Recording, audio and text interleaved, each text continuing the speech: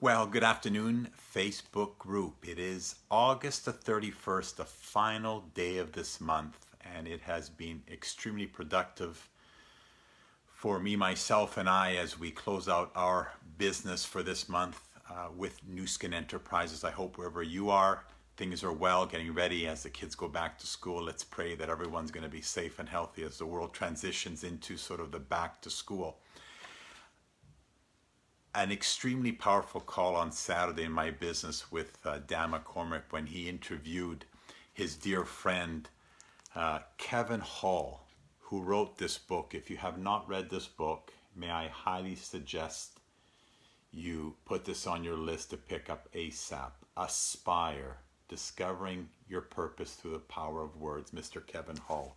I had the good fortune of meeting Kevin Hall, getting a picture with him when he was at our event years back. And chapter 1, The Secret Word, which is a word that has even greater depth than charity. When you think of the English word charity, you can't really go much deeper than that unless you are of the understanding of this word that this gentleman shared an ancient Hindi word with Kevin Hall when he was there years ago traveling.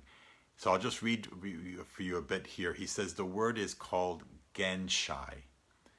And he says it means that you should never, ever, ever treat another person in a manner that would make he or she feel small. Let me repeat that. The word Genshai means that you should never, ever, ever treat another person in a manner that would make him or her feel small, ... and yourself. Now think of that. In your daily conversations with people, and we all need to be mindful, starting with me, myself, and I, when you're chatting with people, when you're talking to people, never make anyone in conversation, what you say, what you look at, how you stare, make them feel smaller than they are. That is such a deep word that goes even beyond charity. He goes on to say, children were taught to never look at, touch, or address another person in a way that would make them feel small. If I were to walk by a beggar in the street and casually toss him a coin, I would not be practicing Genshai. But if I knelt down on my knees and looked him in the eye, when I placed that coin in his hand, that coin became love. Then and only then, after I had exhibited pure, unconditional brotherly love, did I truly become a true practitioner of Genshai. Gosh, that goes deep.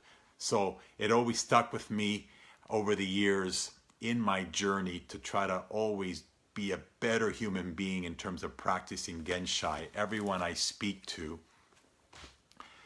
never try to make them feel smaller than who they are, and myself. How self-critical are we of ourselves? That's not practicing Genshai. And there's an ongoing, not joke, but sort of whatever with my family. Sometimes when we get caught up in not practicing Genshai, they'll say, hey, Dad, that's not very Genshai of you. So think of that word and think of it so deeply that it's even deeper than charity, this ancient Hindi word.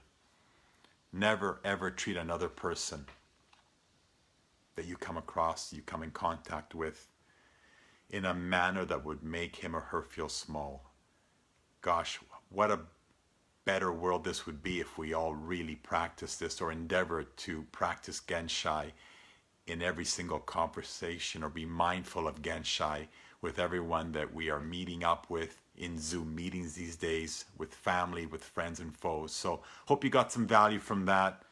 It is The Secret Word, chapter 1 from Aspire. He's coming out with a new book, Kevin Hall. I highly recommend this book. So from me to you, let's continue to be more mindful of not making anyone else feel smaller, but especially not make ourselves feel smaller, because then you're not practicing Genshai as well.